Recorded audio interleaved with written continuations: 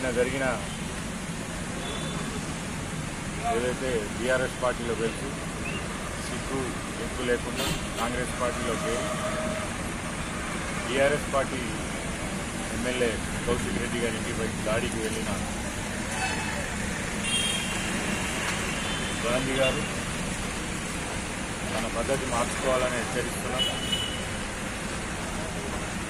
BRS party నుంచి గెలిచి కాంగ్రెస్ కండువా కప్పుకొని ఈరోజు మా నాయకుల మీదనే దౌర్జన్యంగా హత్యాయత్నానికి పాల్పడినటువంటి ఎమ్మెల్యే అరికపూడి గాంధీని వారి అర్చనలను వెంటనే అరెస్ట్ చేయాలని డిమాండ్ చేస్తున్నాం. లేని పక్షంలో బీఆర్ఎస్ పార్టీ తరఫున పెద్ద ఎత్తున ఆందోళన కార్యక్రమాలు చేపడతామని తెలియజేస్తూ ఇప్పటికైనా అరికపూడి గాంధీ గారు తన పద్ధతి మార్చుకోవాలి.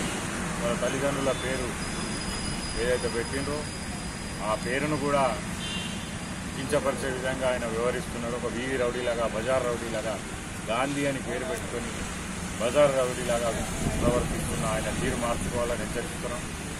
లేని పక్షంలో బీఆర్ఎస్ కార్యకర్తలు ఆయన వెంటే పడతారని హెచ్చరిస్తూ ఇప్పటికైనా పోలీసులు వెంటనే గాంధీని అరెస్ట్ చేయాలి. ఏదైతే దాడికి ప్రయత్నించినప్పుడు పోలీసులు అడ్డుకోలేని పోలీసులు సిఐ గాని అక్కడ ఏసీపీ గారిని సస్పెండ్ చేయాలని డిమాండ్ చేసి లేని పక్షంలో పెద్ద ఎత్తున ఆందోళన కార్యక్రమాలు చేపడతామని హెచ్చరిస్తున్నారు. జై తెలంగాణ, జై తెలంగాణ. కేసీఆర్ గారి నాయకత్వం, గంపగోవర్ధన్ గారి నాయకత్వం, జై తెలంగాణ, జై తెలంగాణ. కేసీఆర్ గారి నాయకత్వం. ఎమ్మెల్యే గారి మీద దాడి నిరసనగా మా హరీష్ అన్న పిలుపు మేరకు ఈరోజు హైదరాబాద్కు బయలుదేరంగా మాకు కామారెడ్డి పోలీసులు వచ్చి అరెస్ట్ చేయడం జరిగింది. దీన్ని మేము ఈ దాడిని ఖండిస్తున్నాం. మా గంపగోవర్ధన్ గారి ఆశయాలతో మేము ఈ ఉద్యమం చేస్తాం.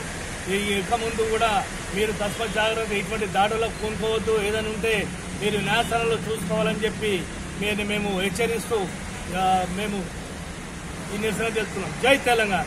ఏంటంటే మరి గౌరవ ఎమ్మెల్యే గారు ఎవరైతే అరికపూడి గాంధీ గారు ఉన్నారో ఆయనకు బీఎస్సీలో స్థానం కల్పించారు. ఆ స్థానం కల్పించేది మరి ప్రతిపక్షమైన బీఆర్ఎస్ కు కల్పించాలి. మరి ఆయన కాంగ్రెస్ లో చేయలేడు. ఆయనకు ఎట్లా కల్పిస్తారు?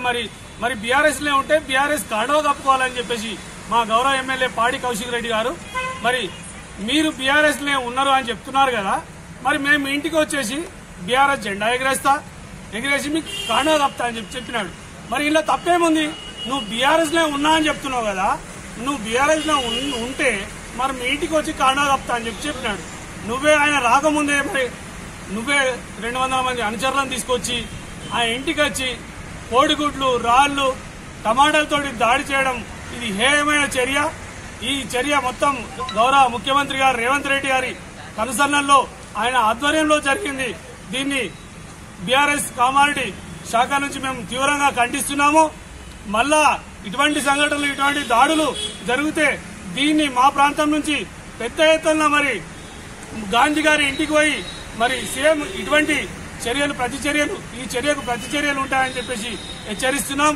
ఇకనైనా ఏదైనా మీరు శాంతియుతంగా మరి పరిష్కరించుకొని మాట్లాడుకోవాలి. కానీ మరి ఇట్లా అమ్మ లాంటి పార్టీకి ద్రోహం చేసి కాంగ్రెస్ తొత్తులతోటి కలిపి దాడి చేయడం ఇది హేయమైన చర్యగా భావిస్తున్నాం.